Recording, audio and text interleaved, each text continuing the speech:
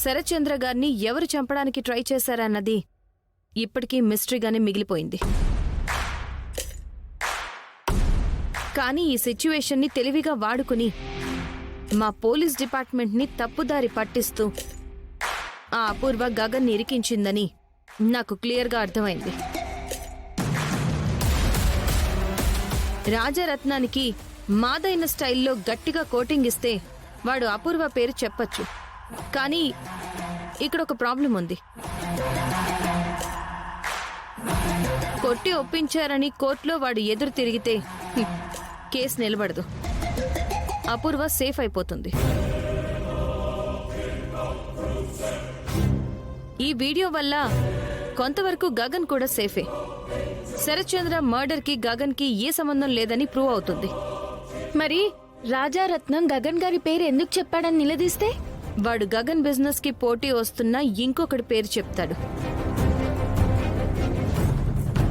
అపూర్వ తను సేఫ్ గా ఉండడం కోసం ఎన్ని గేమ్స్ అయినా ఆడుతుంది. కరెక్టే మేడం. తను అనుకున్నది సాధించడం కోసం ఆ అపూర్వ ఎన్ని గేమ్లైనా ఆడుతుంది. తన గురించి మీకు పూర్తిగా తెలియాలంటే అసలు ఈ కథ ఎక్కడ మొదలైందో ముందు మీకు తెలియాలి. మావయ్య, పర్వాలేదమ్మా, నాకు మేడం మీద నమ్మకం ఉంది.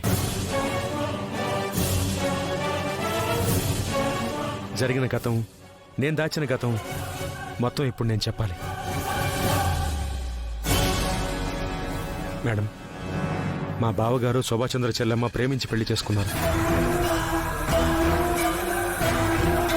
కాకపోతే మా బావగారి మరదలైన అపూర్వకి అది నచ్చలేదు.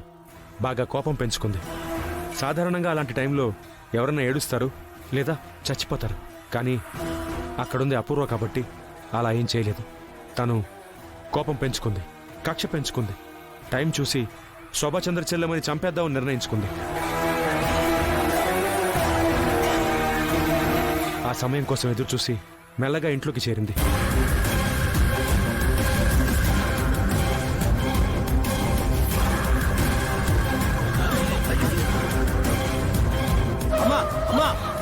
అమ్మగారు మన ఫ్యాక్టరీ తగలబడిపోతుందమ్మా.